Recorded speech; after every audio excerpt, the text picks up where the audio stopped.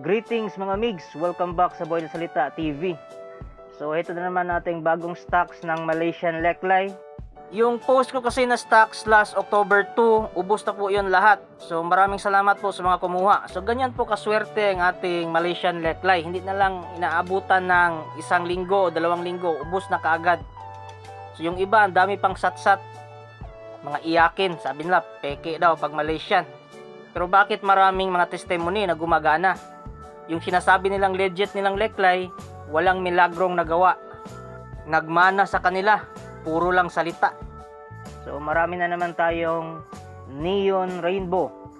So ibig sabihin po ng neon ay reflective o nagbabounce yung ilaw. So according sa mga sidekick practitioner, pag ang amulet mo ay reflective, may ability ito na mag-bounce back ng mga negative energy or nagsusumbalik. So nagtatanong yung iba kung guaranteed ba ito or subok na. Matagal na ako nagbebenta ng Leklay. Ang dami nang naninira sa akin, pero hanggang ngayon nandito pa rin ako. Yung iba tumigil na sa pagbebenta ng Leklay. Kaya ayan, ako mismo makapagpapatunay na totoo yan. Saka sabi niya, yung death Leklay may sumbalik daw. Mali yun. Imbento lang yun. Ang death Leklay po ay black. Pag sinabing black po, ang black ay absorber. Minsan naman ang black ay change niya ang negative energy into positive energy. So wala siyang bounce back na ability. Kalokohan yan. So kahit sinong sidekick practitioner tatanungin nyo, ang may sumbalik na amulet ay yung mga reflective na amulet, yung mga mirrorize, yung mga neon colors. So patuloy tayo mga migs. So ito yung una natin. So napakaganda. Rainbow po siya, tapos may silver din. Silver means money magnet. Rainbow is lucky charm. All around na yan. Tapos black yung base niya, meaning spiritual protection, at reflective din siya, neon color. So may sumbalik din. Next naman is rainbow pa rin. Focus natin ha. Yan, dito sa maliwanag. Yan. So reflective din siya mga migs. Hindi lang masyadong klaro dito sa camera ko, pero sa personal, napakaganda ng pagka-rainbow niya at pagka-reflective niya. At meron pa tayong isa, rainbow din. Reflective din siya. Yan. Ganda ng kulay niya mga migs. Sulit na sulit. At meron din tayong multicolor. So multicolor, red means attraction, blue means spiritual healing, yung base niya ay black, spiritual protection, at reflective din siya. So neon color din siya. So may sumbalik din. At saka parang may mukha pa. Ito yung bibig, ilong, mata. Yan. So kitang-kita yung mukha. At meron tayong isa pang rainbow na reflective din. Tapos maganda ito, may bilog-bilog. Yan, klarong-klaro yung bilog-bilog niya. So pag sinabing rainbow, so halos lahat ng ability ng isang Leklay na Malaysian nandito na. At reflective din siya. So may sumbalik din. Ito rin may sumbalik. Kasi reflective din. Tsaka multicolor din ito. Red for attraction. Meron siyang green for business. At base niya ay black for spiritual protection. Yan o. Maganda din quality nito. Mabilog-bilog din. At ito mga migs, may yellow, may gold, may orange. Ang orange is stability. Stability means kung anong meron ka ngayon, hindi yan matibag-tibag. Hindi na yan masisira ng ibang tao kahit isumpa ka pa.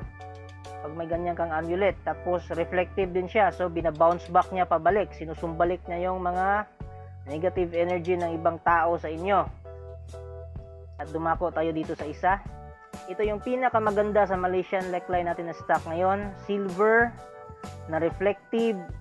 Silver means money magnet. Tapos ang ganda ng pagkabilog-bilog niya.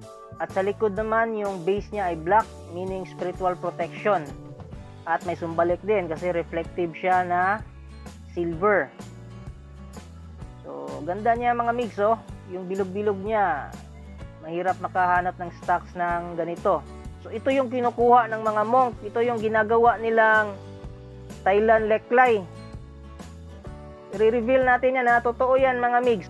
Kumukuha sila sa Malaysia, pinipili nila yung ganitong quality, tapos ginagawa nilang Thai Leklay.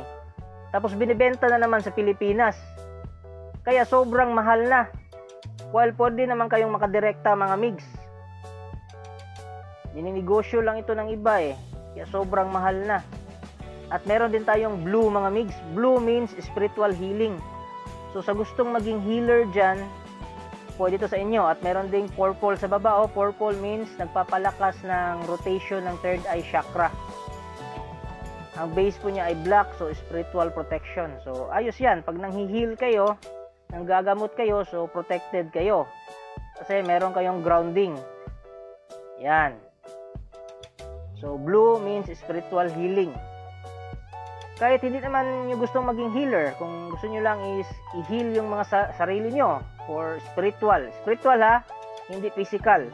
Pag sinabing physical, pumunta kayo sa doktor. So yan, maganda yan mga migs. At sa gusto ng mga money magnet for business, meron tayo. Reflective din siya. Silver means money magnet, base niya is black, spiritual protection. At saka silver na reflective.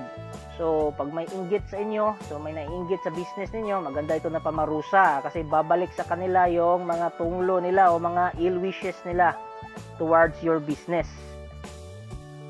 Yan mga migs.